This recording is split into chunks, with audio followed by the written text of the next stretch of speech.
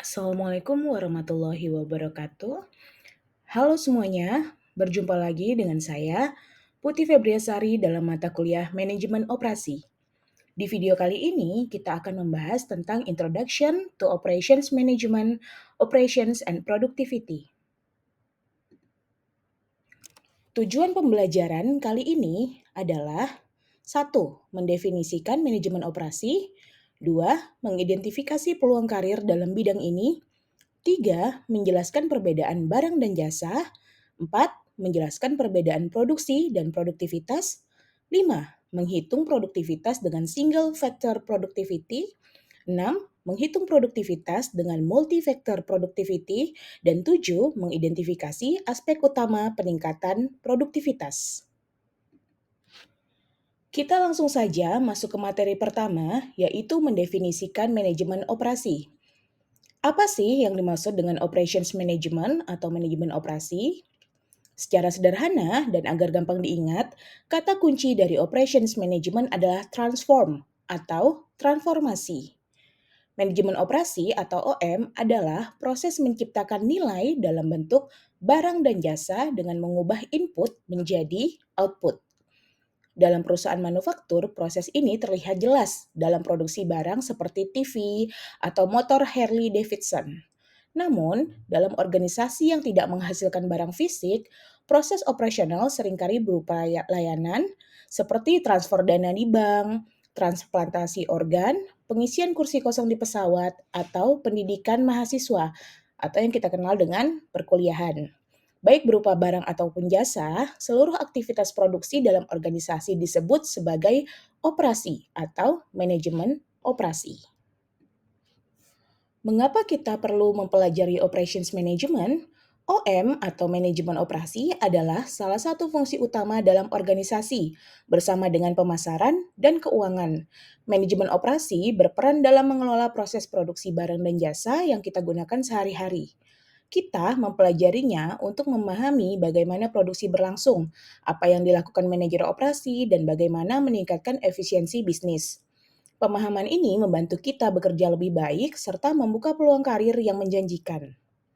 Selain itu, manajemen operasi merupakan bagian terbesar dari biaya operasional perusahaan. Dengan pengelolaan yang baik, organisasi dapat meningkatkan profitabilitas dan memberikan layanan lebih baik kepada konsumen. Dengan memahami manajemen operasi, kita bisa menciptakan sistem yang lebih efisien dan berkontribusi pada kesuksesan bisnis. Setiap organisasi menjalankan tiga fungsi utama untuk menciptakan barang dan jasa seperti yang nanti bisa kita lihat sama-sama pada gambar 1.1. Nah, ketiga fungsi utama dalam organisasi tersebut terdiri dari fungsi pemasaran yang berkaitan dengan menarik permintaan atau menerima pesanan berupa produk maupun jasa dari konsumen. Tidak ada proses yang berjalan tanpa adanya penjualan. Fungsi yang kedua adalah fungsi produksi atau operasi, yaitu menciptakan, memproduksi, dan mendistribusikan produk atau jasa. Kemudian yang ketiga ada fungsi keuangan atau akuntansi, di mana fungsi ini memantau kinerja organisasi, mengelola pembayaran, dan mengumpulkan pendapatan. Ketiga fungsi ini penting tidak hanya untuk produksi, tetapi juga untuk kelangsungan sebuah organisasi. Nah, gambar ini menunjukkan tiga sektor industri, yaitu perbankan, kemudian maskapai penerbangan, dan juga perusahaan manufaktur dengan tiga fungsi utama, yaitu fungsi operasi, fungsi keuangan atau akuntansi, dan juga fungsi pemasaran. Pada fungsi operasi, dilakukan proses inti seperti transaksi perbankan, kemudian pemeliharaan maskapai atau pemeliharaan pesawat, atau produksi barang di perusahaan manufaktur. Kemudian pada fungsi keuangan atau akuntansi, fungsi ini melacak arus keuangan, pembayaran, dan investasi untuk menjaga stabilitas bisnis. Kemudian pada fungsi pemasaran, Fungsi ini mendorong penjualan melalui promosi, periklanan, dan juga riset pasar. Setiap fungsi ataupun setiap sektor dalam organisasi maupun perusahaan ini memiliki implementasi berbeda sesuai dengan kebutuhan industrinya. Nah, seperti bisa kita lihat sama-sama di sini bahwa pada fungsi operations di perusahaan manufaktur itu tahapannya lebih panjang karena selain melibatkan orang, di sana juga ada mesin di mana mesin-mesin tersebut tetap harus dioperasionalisasikan oleh tenaga manusia, sehingga tahapannya jauh lebih banyak daripada di sektor jasa yang murni mengandalkan tenaga manusia. Seperti itu. Dikutip dari Heiser, Render, dan Manson dalam bukunya yang berjudul Operations Management, Sustainability and Supply Chain Management 14 Edition for Global Edition yang diterbitkan pada tahun 2024, terdapat 10 keputusan strategis dalam manajemen operasi yang mencakup aspek penting dalam mengelola proses produksi barang maupun jasa. Yang pertama, desain produk dan jasa. Ini berkaitan dengan menentukan biaya, kualitas, dan dampak keberlanjutan dari barang ataupun jasa yang diproduksi oleh perusahaan. Kemudian yang kedua, ada manajemen kualitas, kaitannya dengan menetapkan standar kualitas dan juga metode pencapaiannya. Yang ketiga, ada strategi proses dan kapasitas, berkaitan dengan mengatur proses produksi dan juga investasi sumber daya. Keempat, ada strategi lokasi, berkaitan dengan memilih lokasi berdasarkan biaya, pelanggan, dan juga infrastruktur yang tersedia. Kemudian yang kelima, strategi tata letak, di mana perusahaan harus bisa mengoptimalkan aliran material, tenaga kerja, dan informasi agar efektif dan efisien. Yang keenam, ada sumber daya manusia dan juga desain pekerjaan, berkaitan dengan pengelolaan rekrutmen, motivasi, dan retensi tenaga kerja. 7. Manajemen rantai pasokan, kaitannya dengan menentukan sumber dan kondisi pembelian bahan yang akan diolah. Kemudian yang kedelapan, manajemen inventaris, mengontrol persediaan untuk memenuhi permintaan pelanggan. Kesembilan, ada penjadwalan, berkaitan dengan pengaturan jadwal tenaga kerja dan juga fasilitas secara efisien. Kemudian yang terakhir, yang ke-10, ada pemeliharaan, di mana fungsi ini menjaga keandalan dan stabilitas proses produksi. Kesepuluh keputusan ini saling berkaitan dalam memastikan efektivitas operasi bisnis yang dilakukan oleh sebuah perusahaan. Sejarah manajemen operasi. Nah, manajemen operasi ini merupakan aspek atau bidang manajemen yang paling mudah bila dibandingkan dengan aspek-aspek manajemen lainnya. Nah, gambar ini menunjukkan evolusi manajemen operasi dalam 4 era utama. Era yang pertama di cost focus atau fokus biaya pada tahun 1776 sampai dengan 1980, efisiensi melalui spesialisasi tenaga kerja, manajemen ilmiah, dan produksi massal. Ini dipopulerkan oleh Ford dalam Material Requirement Planning atau MRP konsep. Kemudian pada era yang kedua, quality focus atau fokus kualitas ini populer pada tahun 1980 sampai 1995. Produksi ramping atau lean production, kemudian ada just in time dan total quality management yang nanti akan kita pelajari pada chapter selanjutnya. Kemudian yang ketiga ada customization focus atau fokus kustomisasi yang populer pada tahun 1995 sampai 2005, kaitannya dengan digitalisasi, kemudian e-commerce, produksi yang fleksibel, yang sesuai dengan permintaan konsumen. Jadi barang atau jasa tersebut hanya dibuat jika ada konsumen yang memesan. Kemudian yang keempat adalah era globalization focus atau fokus globalisasi. Ini yang populer sejak tahun 2005 sampai sekarang, sampai tahun 2025. Kaitannya dengan rantai pasokan global yang berkelanjutan, kemudian Internet of Things atau IoT, lalu digital operations, dan juga industri 4.0. Nah, perkembangan manajemen operasi ini mencerminkan pergeseran dari efisiensi biaya ke kualitas, kemudian ke personalisasi, dan hari ini ke digitalisasi atau teknologi global. Perusahaan manufaktur menghasilkan produk yang berwujud, sementara produk jasa seringkali tidak berwujud. Namun, banyak produk merupakan kombinasi antara barang dan jasa yang membuat definisi jasa menjadi lebih rumit. Karena definisi yang bervariasi, maka data statistik yang dihasilkan tentang sektor jasa menjadi tidak konsisten. Namun, kita dapat mendefinisikan jasa sebagai aktivitas yang mencakup perbaikan dan pemeliharaan, pemerintahan, makanan, penginapan, transportasi, asuransi, perdagangan, keuangan, real estate, pendidikan, hukum, medis, hiburan, dan berbagai profesi lainnya. Nah, tabel 1.3 menunjukkan perbedaan utama antara barang manufaktur dan juga produk berupa jasa. Jasa bersifat tidak berwujud, unik, diproduksi dan dikonsumsi secara bersamaan, membutuhkan interaksi pelanggan yang tinggi, serta sulit untuk distandarisasi dan diotomatisasi. Contoh, konsultasi psikologis, kemudian pendidikan, dan juga layanan medis. Ketiganya pasti disesuaikan dengan masing-masing kebutuhan dari konsumen atau kliennya, tidak bisa disamakan. Kemudian, barang manufaktur bersifat berwujud, dapat disimpan dalam inventaris, diproduksi secara massal dengan standar yang seragam, serta memiliki keterlibatan pelanggan yang lebih rendah dalam produksinya. Contoh produksi HP atau ponsel, kemudian pakaian, dan alat-alat elektronik lainnya. Intinya, jasa lebih fleksibel dan berbasis pengalaman, sedangkan barang lebih mudah diukur dan diulang produksinya. Setelah mengetahui perbedaan barang dan jasa, sekarang kita akan membahas tentang variabel-variabel yang mempengaruhi produktivitas. Seperti yang dapat dilihat pada gambar 1.5, peningkatan produktivitas bergantung pada tiga variabel produktivitas, yaitu tenaga kerja, modal, dan juga manajemen.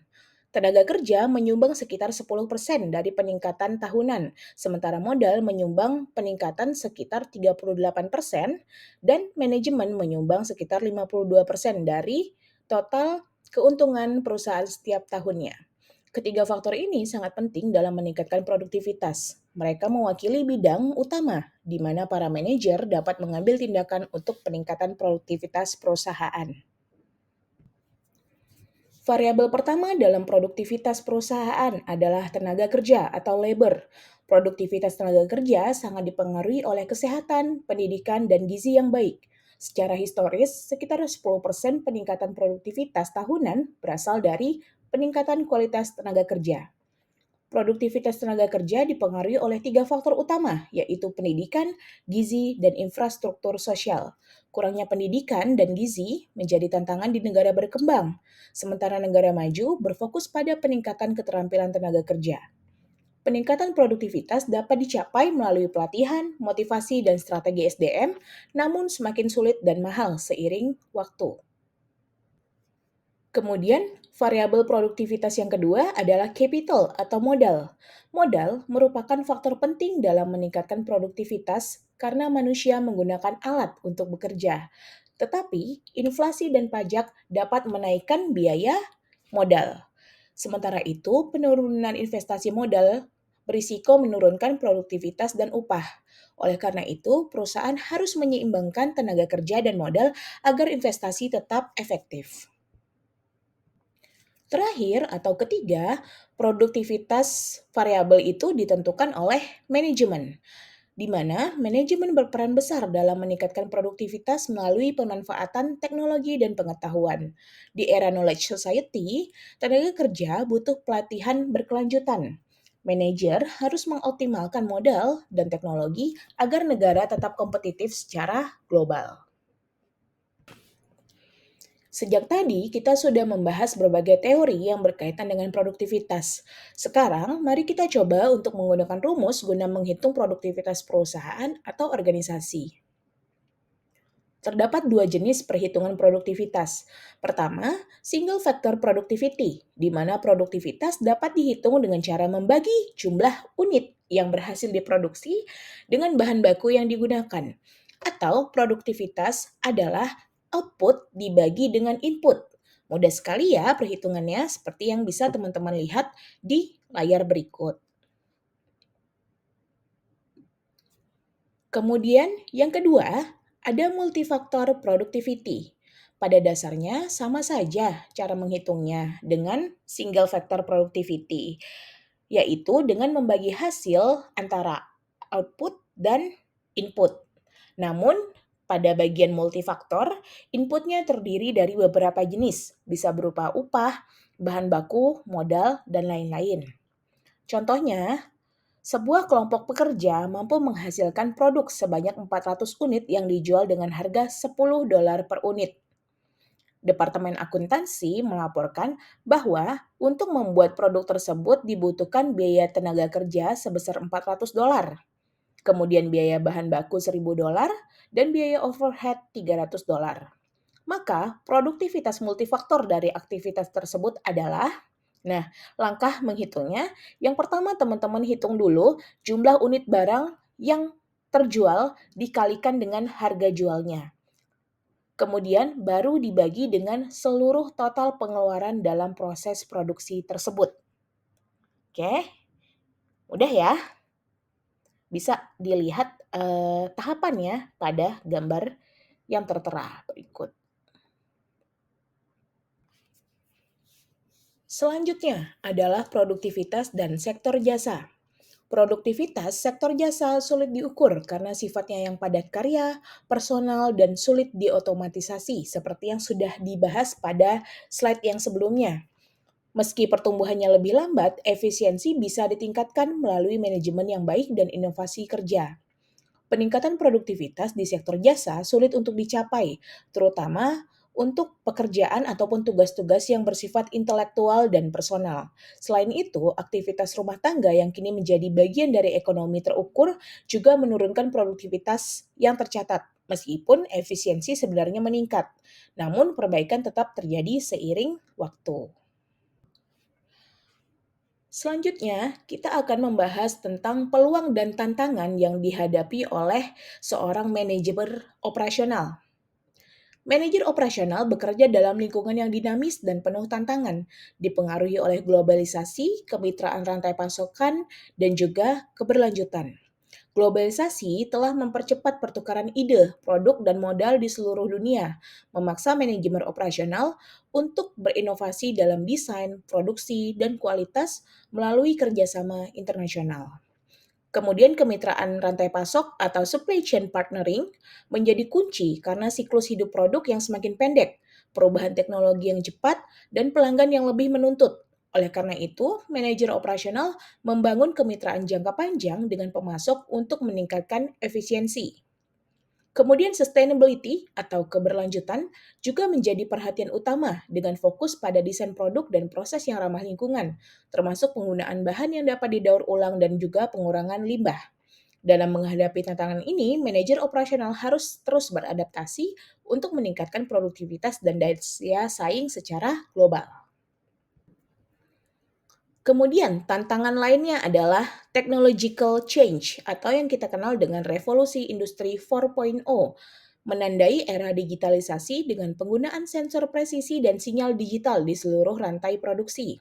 Ini merupakan kelanjutan dari revolusi industri sebelumnya, mulai dari tenaga uap, listrik, hingga otomatisasi atau digitalisasi. Tantangan bagi manajemen operasional adalah memanfaatkan data digital secara real time untuk meningkatkan efisiensi. Kemudian ada mass customization atau kustomisasi massal, juga menjadi tren di mana perusahaan harus fleksibel dalam mendesain sebuah produk dan juga jasa, serta proses produksi untuk memenuhi kebutuhan individu pelanggan di pasar global yang berbeda-beda. Kemudian yang terakhir ada Lean Operations. Lean Operations ini menjadi standar dalam manajemen modern dengan fokus pada efisiensi, kepuasan pelanggan, penghormatan terhadap karyawan, dan juga pengurangan limbah. Tujuannya adalah untuk menciptakan organisasi yang lebih produktif dan responsif terhadap permintaan pasar. Manajer operasional menghadapi tantangan kompleks dalam mengubah sumber daya menjadi barang dan jasa di tengah lingkungan yang terus berkembang. Mereka harus menyeimbangkan kepentingan berbagai pemangku kepentingan seperti pelanggan, pemasok, karyawan, dan juga komunitas, serta mematuhi regulasi yang terus berubah. Tanggung jawab utama dari seorang manajer operasional adalah berkaitan dengan ethics, social responsibility, and sustainability. Nah, yang pertama, mengembangkan produk yang aman, berkualitas tinggi, dan ramah lingkungan. Ini berkaitan dengan bisnis ethics. Kemudian yang kedua, menciptakan lingkungan kerja yang aman serta mempertahankan dan memotivasi karyawan. Yang ketiga, memenuhi komitmen terhadap pemangku kepentingan sambil tetap kompetitif di pasar global. Dengan kesadaran moral dan fokus pada produktivitas, manajer operasional dapat menghadapi tantangan ini dengan cara yang etis dan bertanggung jawab, sehingga organisasi menjadi lebih efisien, karyawan lebih terlibat, dan pasar lebih puas. Sebagai kesimpulan, manajemen operasional memainkan peran penting dalam memastikan bahwa sumber daya yang digunakan secara efisien untuk menghasilkan barang dan jasa yang berkualitas.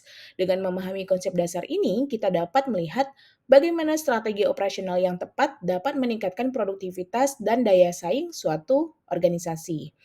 Terima kasih telah menyimak video pembelajaran ini. Semoga materi yang telah disampaikan bermanfaat bagi Anda. Jangan lupa untuk terus belajar dan berkembang. Sampai jumpa di video selanjutnya dengan materi yang berbeda.